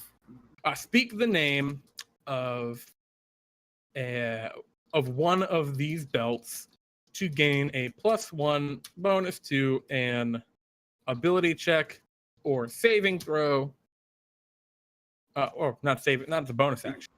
So an ability check. On an ability check. There we go. The name must be a unique name. No, maybe I don't know about that. Damn it. I think we go this direction with it without defining them though. But I feel like that's almost the item then. I feel like if we're not going to define what the belts are and what they do, that's almost just the end of the item. Like where we're at right now is as a bonus action, you can name one of your belts to gain a +1 bonus to an ability check. Because I feel like we either want to go with like the bulleted list with a lot of different things, or just say like the belts are amorphous and don't have any definition until you use this bonus action to just say what one of them is, and then you just get a +1 bonus to an ability check. So just one ability that you can use in a bunch of different ways. Well, you see, I was thinking it would have this ambiguous effect for all of the other belts, and then maybe we showcase a couple of specific ones. So like, I don't like that kind of disunion of the ability as much. In terms of like some of them being named, some of them not. I like it when it's kind of consistent, but also this is consistent, cohesive. Yeah. But this is also your baby, Jeremy, and also Chad. What do you guys think? Yeah. What do you guys think? Opal Dragon says appropriate name being suggested. We're gonna ignore for nice. Opal Dragon says you could define a few of them, so that would be of Jeremy's opinion. And I see Luminarian says only 5 belts: the belt of vigor, the belt of drunkardness, the belt of death, the belt of pizza rolls, and the belt of trash. Well, let's see if we can come up with what these other belts would be, right? And what they would do. So obviously, let's go. The belt of vigor is done. Vigor is the one that I personally like. Bonus action, heal for 1 HP. I like that a lot too. Very minor, very goofy. And so here's something I was thinking, right? If it was any ability check you make all the time, maybe it can only be used like once a day for each ability check. Maybe not. That sounds a little too complicated, I think. There's a little bit of things there, because then basically it functions in most situations like a sort of a low-key luck stone. Belt of no mankind. Do you want to do all just like different all different themes for the belts, or do we want to keep them in kind of a consistent thing with like a belt of vigor, a belt of wit, a belt of intellect, or not that, because I think there's a helm of intellect, but that kind of thing where we keep belt. Or do you want them to all just be these completely strange and random things? See, I think it fits the whole jumble feel if they're totally random, right? Conveyor belt. Yeah, oh my goodness, that's it. That's going on the list. Yeah, That's I'm down for the random direction as well. So conveyor belt, gain extra 10 feet of movement. Like just something super minor like that. Maybe it's 15 feet, right? It's actually a little bit better, but you can until end of turn. Oh yeah, of course. I assume we're going to say that all of the belts take a bonus action to use. Yeah, exactly. So they're all bonus actions. We get rid of that. Well, I like the idea of there being about being able to use them as a reaction too to add a +1 to your saving throws. It's like, you would hit me. However, I succeed because of my belt of incredible dexterity, or something ridiculous like that. I feel like we could just make a belt that could be used as a reaction to do something like that. I mean, yeah, sure. Like the belt of swift reaction, right? Or maybe we come up with a dumb name, some silly name, guys. If you come up with some cool ideas, the sweat belt. Oh no. Oh boy. Add to athletics or an acrobatics check. I like Matthias saying the Orion's belt is killer. What does that do? What is Orion's belt? Maybe you can fly. Just you gain you get a fly speed of 10 feet. Well, here's the thing, right? So first question, can these abilities all only be used once per day? I think that I like that if you can use these abilities each once per day. Yeah, I think you can use all of the abilities. If you have a situation where all of them end up being useful, you can do all of them over the course of a day. Okay, so each ability can only be used once per day. We're gonna work out the text, like how we define and describe this. We'll make it. She was saying use a charge system. I don't know. I like being able to use all your belts. You have all these belts for a reason. And also there's the implication and the situation there where some of the belts end up being useless, as your belts on the belt jumble of belts would end up being. I see some really awesome ideas from Orion's belt. Magic missiles.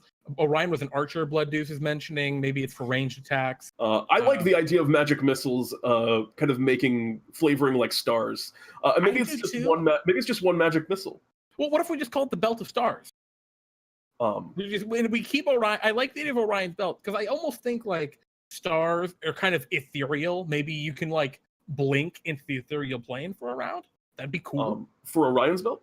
Yeah, I think that'd be a sick one personally, or even the range thing that's being pointed out. Or the astral plane in some way. Oh jeez. Well, just because stars. The hat belt. It's just. I love the tool belt from Banaksheba. I think that one's got to go on there. And I like the asteroid belt.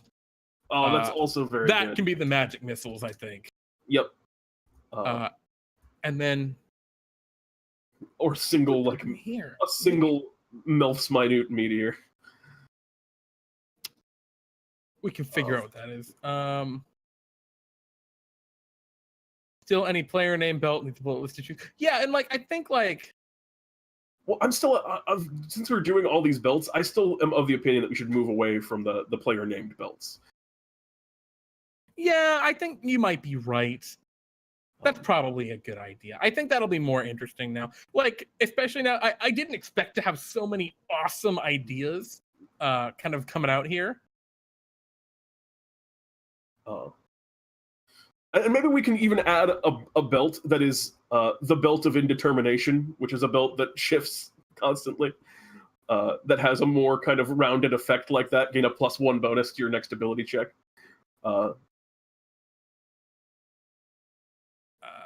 I'll throw that down as a potential idea. So we got the belt of vigor, belt of humankind, the tool belt. What does the tool belt do? Generates one tool? Yeah, I think it just gives you a tool. You get a hammer or a screwdriver. lets you get a piece of non-magical equipment from the. That might be a little bit too good. Maybe a piece of non-magical equipment from the list of a certain weight or lower. Snakeskin belt. That's not a bad one either. Let's see. So what do we got right now? We got the Belt of Vigor. You heal for 1 HP. I like that. Bonus action. Yep. Cool. Belt of No Mankind. Your size increases as if reduced spell. Size decreases like reduced spell. Does that have any mechanical implications other than you dealing less damage? No. Your size is just smaller. Okay, I like that. Yeah, I saw the Thor's belt. I'll put that on there for now. Yep. What do you want to put on that? Like advantage on strength? I like the advantage on strength. Maybe even like just a flat bonus could be cool too. Maybe since there's also I also like that, you know, there's a lot of giants belts that mess around with strength. So yeah, exactly. Fits into what belts often are. We have Belty the talking belt. Farfel says Belty. Belty, what does Belty do? Max Meister says, I really think there should be a curse if a person gets all of these benefits. Well, the thing is these are barely benefits. Like things like healing for 1 HP, that's like a fraction of an item right there. Like think of like a magic sword, which always does an extra damage and always increases your to hit by 1. This is not going to come anywhere near that in its current state. Using that kind of ability once per day. Size decreases by reduced spell, generates 1 helpful tool, advantage on a strength check, extra 15 feet of movement. Maybe that's too much. I might think that's too much movement. I would even be okay with 5 to put it more in line with the 1 HP. Very minor. Yeah. A single magic missile. Oh, it's got to be 3 magic missiles for Orion's belt, though. That's a lot, though. That's actually pretty good. That's a level 1 spell. Yeah, I think 1 magic missile. Especially as a bonus belt action. is 3 stars. Well, you can consider the belt the one in the middle, and the rest of it just part of the hips. You know what? 3, 1 damage magic. Oh, missile. Nice, perfect.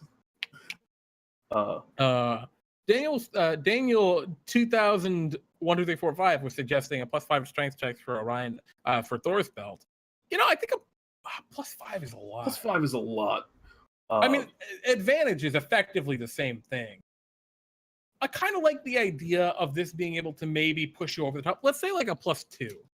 I think that like, because like +5 is just is quite a bit.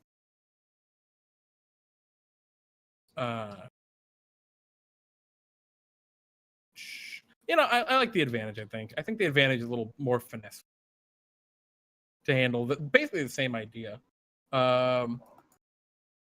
Look at I just want to look at the equipment table of the player's handbook.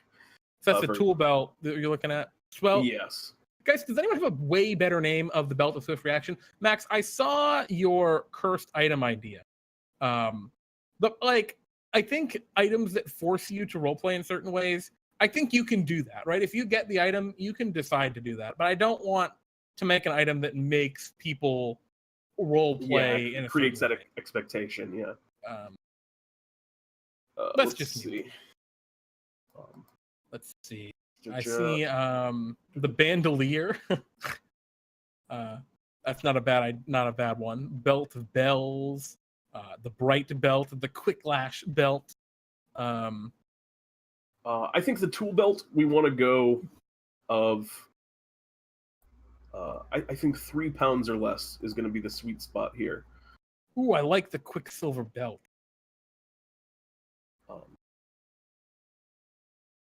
Pete, what are you looking at? I'm looking at the equipment table because I'm just thinking about the tool belt because I'm worried about taking things if we just say, you know, from the equipment table.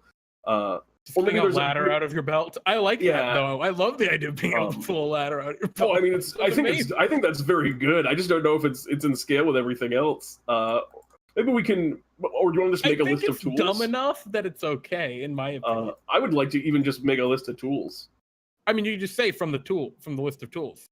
There's no take my thieves' tools. I conjure my thieves' tools, my my mason's tools, my brewer's tool. Oh, okay. You're thinking the tools like, tools. Yeah, why not? Yeah, I think that it's a works. tool belt. An artisan's tool, then? Is that under artisan's tools? Yeah, those would be the artisan's tools. There we go then. I think One set of artisans. And then there's also I like that better because then there's the restriction of like, well, you're not proficient in those, so. Hell's belts. I think that works really well. I don't know. I think we're getting pretty good here. The one that we don't have is the asteroid belt. What is the asteroid belt do? Maybe we don't need the asteroid belt and the Orion's belt because those seem like they fall into a very similar sort of. Yeah, they kind of do. Ooh, do we want a tool belt or utility belt? Utility belt. I like utility belt. Tool belt fits better for the. What if utility belt is for adventuring gear? So you get one of each. I'm saying that was the thing I was worried about with the adventuring gear is it's very diverse in terms of the things, and then we'd have to make restrictions for things like acid vials and potions and. Yeah, that'd be very good. As well as things like spyglasses. You know what? I think we're good. I think we got a whole bunch of belts. We got, let's see how many. 1, 2, 3, 4, 5, 6, 7, 8. You got 9 belts, guys. This is a lot of belts. Oh, belt of indetermination. I don't know if we're gonna go with that. I threw that up there as a way to maybe keep that old idea where, you say the name of a new belt that you want to pick out for a situation.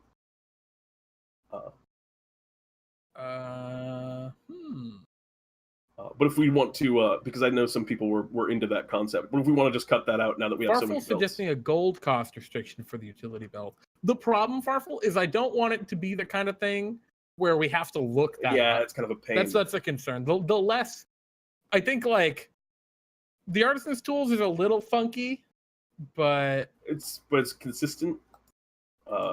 Yeah, at least it's any of those. That's what I was saying. It might be the best idea, and when we actually build it, maybe we can go back because we don't want to spend too much time on just a tool belt. We've already used a half an hour of our time on your own custom belt.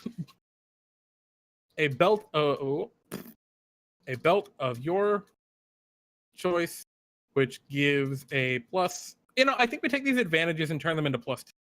I think advantage might be too good. More consistent for these dumb belts. Do you want the saving throw to be a +1 or a +2? +1 probably on the saving throw. I think you're right. Ability choice gives a +2 to an ability check. And for those saves that you just barely don't make, it'll feel really fun too. And I like the idea of having this custom belt. Is like the idea of you're wearing way more than 9 belts. It's just these are the ones that are named, and then this is the catch-all for whatever else. But you can only use one of those. Just as that. I really like this. I think this is an uncommon item. I think it's an uncommon item too. And just a Belty the Talking Belt, I think needs then a change because it works with the custom belt. It's the same thing. It's just a more narrow one. Maybe. Oh yeah, it's like the Thor's belt. Instead of in strength, it's intelligence. Okay. Yeah. Oh yeah. I was also thinking the same thing about this Thor's belt. If you just want to duplicate it up like that, I guess that's fine. Yeah, I think it's fine. I'm like. Yeah. So really, you'd only use those on wisdom, or you'd only use the custom belt on a wisdom or some other check. I don't know. I'm okay with this. I like this. So I think as a bonus action, in parentheses, unless specified otherwise. No, I don't think we have to put that there. I think we just on the Quicksilver belt will note this ability can be used as a reaction. Yeah, sure. Actually, I kind of like what you were putting there, unless specifies otherwise. I don't know. We'll figure it out. This jumble of belts consists of all manner of leather, belts, and belt buckles. As a bonus action on your turn, unless specified otherwise, on your turn, unless specified otherwise, you may exclaim the name of one of your many belts and activate its ability. Oh, nope.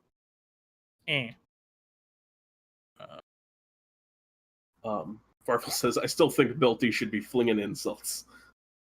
Each belt can be used only once. Oh, actually, rather than that, we'll just say at the very end. How do you feel about for Belty, instead of consult Belty for a +2 on intelligence checks, for Matthias and Farfel who want that insult thing, +2 on intimidation checks, as Belty backs you up? All right. Yeah. Okay. I picture Belty now, just like, you're gonna get it if you mess with me, and Belty's text. just, yeah!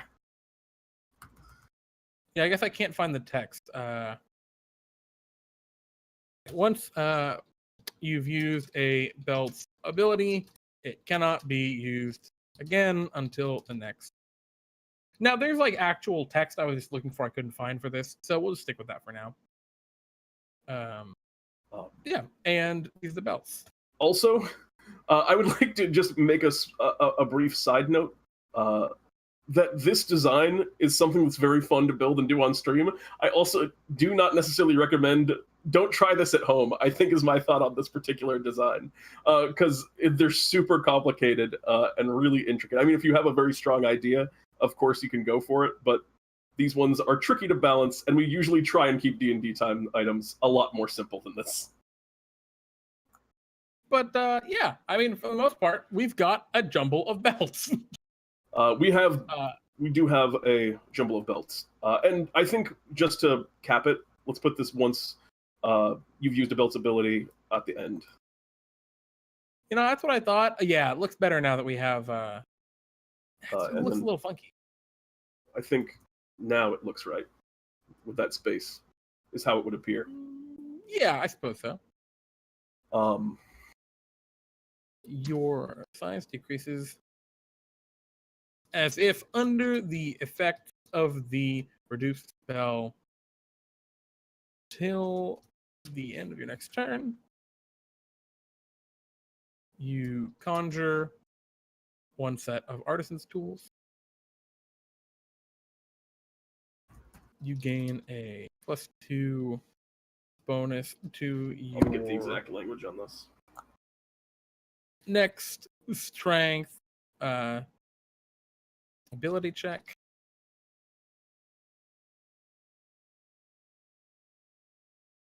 Not your next. 2 strength ability checks until the end of your next turn. Until the end of your next.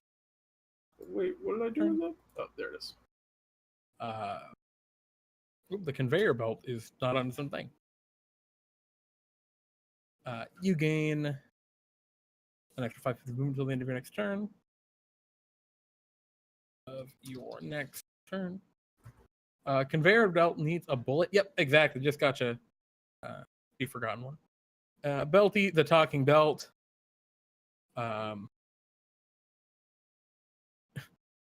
Belty exclaims insults at your foes, granting you a +2 bonus to charisma intimidation checks until the end of your next turn. And the Quicksilver Belt. Go ahead. As a reaction, you gain +1 bonus to a saving throw of your choice. You want to add that little, you do so after the roll's been made, but before the DM determines the result? Yeah, please, if you put that on there. Yeah, I got that. Belt of Vigor seems virtually useless as a bonus action. You say that, Farfel. Until you are saved by that 1 hit point once in the adventure. Maybe we'll make it 2 hit points. I like it as 1. I like it as being virtually worthless. How about we also allow it to be used as a reaction to taking damage? Okay. As a reaction, when you take damage, then there's also that fun situation where you would go down, but no, I have the 1 hit point.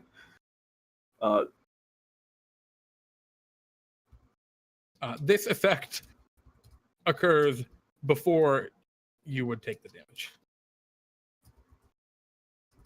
Actually, I'll just specify instead of when you take damage. Actually, when you are hit by an attack. Hit by an. You again. When it comes to action economy, sometimes there's nothing else to do but to heal for 1 hit point. Exactly, Bionic Sheep. I think it depends on the character. And yeah, we can figure out more exact text here, but at this point, we're going actually pretty long on the belt of Jumble of Belts. Yeah, we went, like I was saying, we went pretty heavy. We went hard on this. Let's get time for just one more. To the Armor of Rags. Sure. It always it takes longer than we thought, but that's because you guys came up with all these cool ideas. Yeah, it was also a very complicated item. That's what I was saying about.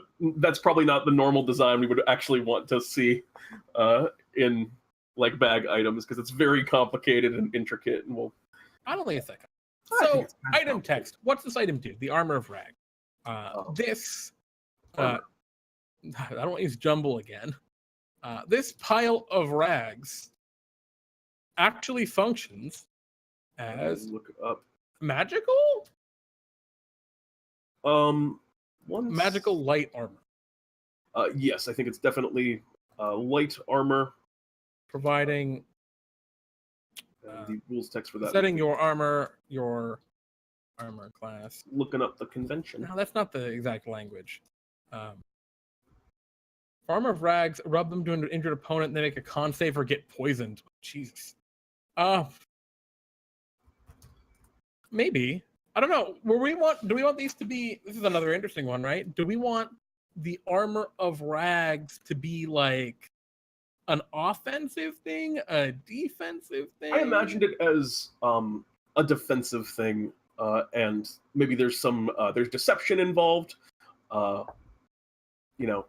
To convince people that you are, advantage on persuasion checks to convince people that you aren't a threat or something along those lines, because you don't have the armor on, or maybe just a line at the end that says to an outsider, you do not appear to be wearing armor. It's probably an even simpler way to treat that rather than the skill check based thing. I love Max Meister's ideas. Actually, allows you to cast Prestidigitation, but only to make an area completely soiled and filthy. I like this. I really like that. Yeah, and I think. How do you feel about making this +2? So rather than leather armor. Oh wow, make it really good, huh? So it'd be a +1 studded. So it's a good piece of equipment. Yeah. So instead of magical light armor, it functions as +2 leather armor. Pretty solid freaking armor there. Yeah. So I you were talking about blending in rather than being too specific about or too vague about what it gives you ability checks on. While you wear this armor, you gain advantage on dexterity, stealth checks. Stealth yeah, I see where you're going. Checks made to blend in with crowds. Additionally, do you have disadvantage on some other thing to represent the fact that you're disgusting? I mean, I don't even think you necessarily need to add the penalty to it. Just because I feel like, that's a one that we've actually had a lot in the past. For example, I think of the rotting pig head that gave disadvantage on all persuasion checks, which feels kind of bad, I think. I'm with you on that. Additionally, as an action, you may invoke the magical filth intrinsic to these rags to instantly magically soil an area no larger than. And I'm not even going to reference the spell prestidigitation. I just want to see what the area is, right? There's no reason to say it's prestidigitation but different when we can just describe the effect. I think both of those. Soil? Yeah, that's cleaner soil rags. It's part of the ability. Soil. Okay.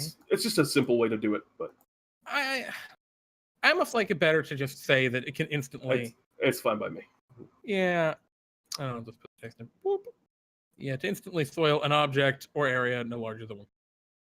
Just a nice, simple. I don't think there's any need to say look up the prestidigitation spell, but then do it. But then you can only do one part of it. I think it's easier to just have it in there, nice and simple. You know what I mean? Yeah. We're skipping the look it up step. Sure.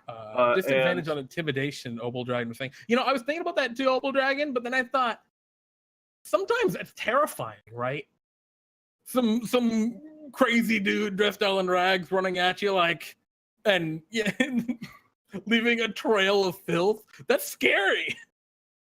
And then I wanted some comment, and this was the core theme of the item was you can't tell that an outsider couldn't tell that it was armor. Sure. I mean, that's easy to say. I think at the end, just say, I almost want to just take the exact text from False Appearance. Yeah, I mean, sure. I mean, that seems like a great idea. The false appearance trait, for those wondering, is an ability that a lot of creatures have, like twig blights, for example, which are basically just awakened evil shrubs, the awakened shrub, right? Is another simple monster where it looks like a shrub. And yeah, we just stick that on here. Are you grabbing that, Pete, or do you need me to do that? Yeah, I got it. Cool. Where it's just borrow it from the Mimic. While you wear these rags, they are in, or I don't even think we need wild.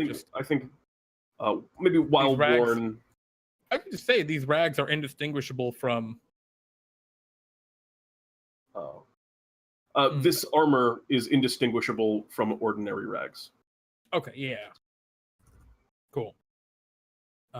If a person who primarily does not use leather armor pulls this from the bag, what happened? Do we get to re-roll, or do we get to use this item until we make a character that can use it? It's a good question, Luminarian. And the answer is you get an item. You get this item. And you can choose to either recycle that during DnDTime's trash time, which would toss it back in the bag. You get 100 Bartholomew bucks back, and that's just it. It's the money back. Or you can save it and give it to another character later on down the line. We used to have a trading system. It's very difficult. There are a lot of reasons we don't currently. It's hard to track. That might be something that comes back in the future, but there's no promises or timeline for that happening. So for now, it's just what it is. You can either throw it back or you can hold on to it and maybe use it. That being said, I don't know. I feel like most of the time I don't know. Yeah. Leather armor's pretty, usable. Yeah, it's a common one. Druids, rangers, rogues. A lot of anything with dexterity, a lot of stuff. Dex fighters, Cool. So I think that's the armor of rags. We more or less have it done. That was a nice, easy one compared. Good one. Which means we could try and take a stab at the Mimic Tooth necklace. I think that one's excellent because Pete, you already have the Mimic text copied. Oh, that's funny. Because that's what we're going for next. Let me. I just wanted to look and see if there was one in the next tier that seemed quick. Not the spell shifter. Maybe the Owlbear quick cape could just get banged out because I feel like the Mimic Tooth necklace is a complicated one. I don't know, man. I think it's just a matter of. Or do you want to just do? Well, I was just thinking, do you want to make it as simple as you gain the Mimic to disguise yourself as ordinary objects? Yeah, that's all. All right, let's do it. I think that's great. Let me scroll up to what we had for the Mimic Tooth necklace, and I'll pull it down. Mimic Tooth necklace. So I think this one's actually going to end up being kind of similar to the last one in that case, but with just one ability. Yeah. So I don't think this requires attunement at all. Nope. And we get rid of this whole pile of rag stuff. What does the necklace look like? Mimic teeth. Simple. They're kind of like long. The way they are depicted is long, white, and jagged, and they're a little bit rounded as well on the kind of outsides. They got that sort of oval shape to them, according to the the picture on the official the official picture for a mimic. Do you want to say slimy? Yeah, that works for me. Or sticky. Oh yeah. To really get in with the adhesive nature. Long, surprisingly sticky fang. Blood has a really cool idea here I like, which is, what if it looked like a chest lock to the untrained? I like the idea of it appearing to any outside observer as just a necklace that looks like a chest. All right. So it appears as a small treasure chest lock on a chain. While you wear this necklace, do you want to say this you can do this all the time or just once per day? I think there's the fear of getting some strange usage cases with using it too often. I think once a day is enough for this. So once per day, while you wear this necklace and remain motionless, you can magically disguise yourself as any mundane object of size small or medium. So I like that you can like appear to be a little smaller, like you can crouch down, right? Yeah, you can be a barrel in the corner if you need to be, or size smaller. So anything that like fits, that's smaller than a person but bigger than a cat, basically. While disguised, you're indistinguishable from the ordinary. Disguised in this way.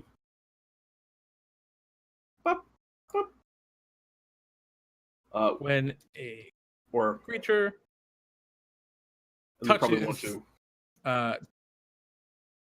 touches you in your disguised form, okay, I'll just put it down here and then copy paste it. Yeah, when a large or smaller a creature touches you in your disguised form, you may use your reaction to automatically grapple that creature and end the disguise immediately appearing in your normal form. Cool. I mean, I'm just going to throw at the end. Bionic Shiba asks, if you take damage, do you need to change back or do you struggle through the pain? I think the way this works is as long as you remain motionless. So it's up to you. That's up to you. And I just threw once used, this feature of the necklace can't be used again until the next dawn. Oh, okay. And you get the once per day up at the top? Yeah. Cool. That's it. Just because that's convention. Super simple item. I personally really love this item. But I'm trying to think about how good it is, and I think it's uncommon. Oh yeah, it's an uncommon. I think there are ways you could try and use it creatively to some devastating effect. You're gonna have to take hold of this. I need to stop my cat. He is confused with his head stuck in a bag right now. Well, I think we're gonna call it a day anyway. All right then, Pete. You start. Yeah, I'll take care of the outro. You do what you got to do. Well, Jeremy deals. Jeremy deals with the consequences of having a cat. That's pretty funny. I hope Data's okay. Let me take a brief moment and say thank you, everyone, so much for tuning in and hanging out and playing some D&D. Or we didn't play D&D tonight. Building some magic items. Autopilot. I apologize. Building some magic items and brainstorming some of these subclass archetypes with us, which we're very excited next time to dive in and really give subclasses another shot with kind of a fresh light. There were some really awesome ideas that we saw from everyone tonight, and it was fun throwing together these last few magic items. I also look forward to when we're going to do player-submitted magic items again soon. I know Max Meister was talking about in chat that he's looking forward to that, which I am as well. Last time you guys absolutely killed it. That's going to be fun as well. We really appreciate all the support. Thank you for viewing and hanging out. And I think that's about it in terms of... Oh, hey, Jeremy, welcome back. I just want to say, D-Forgotten one last thing in chat before we totally end, asking there should be an option to get a surprise attack. D-Forgotten one, you already can do that. You can always ready your action while in this form to attack. The grapple is just an extra thing that you can automatically do with this. In a sense, you're kind of automatically an unseen attacker here if they don't think you're a mimic. Yeah. But for the record, the cat had his head stuck in this. He was going for my girlfriend's leftover potato chip. He really wanted to eat. It was really funny. Anyway, Yeah, sorry, Pete. I just totally threw off your outro groove. No problem. What I was going to say was announcements. Coming up on Wednesday, we're going to have another DnDTime Talks. Luminarian says, pump for DnDTime Worlds. I am as well. That's going to be a lot of fun, but it will not be this Tuesday, as we're going to be doing it on a rotating schedule every other week. So it will be next Tuesday that we're going to do another DnDTime Worlds. We'll talk about more the plan for that as we get closer to it. This Wednesday, another DnDTime Talks, where we spend an hour and just talk about various topics throughout the land of D&D. And the land of just playing Dungeons and Dragons in general. Last week we did a pretty huge topic, which was basically just how to role play in a lot of senses, but with a lot more focus than that. And we don't really know what we're going to do next. So if you have thoughts on that, let us know. And then watch other shows as we get through the week.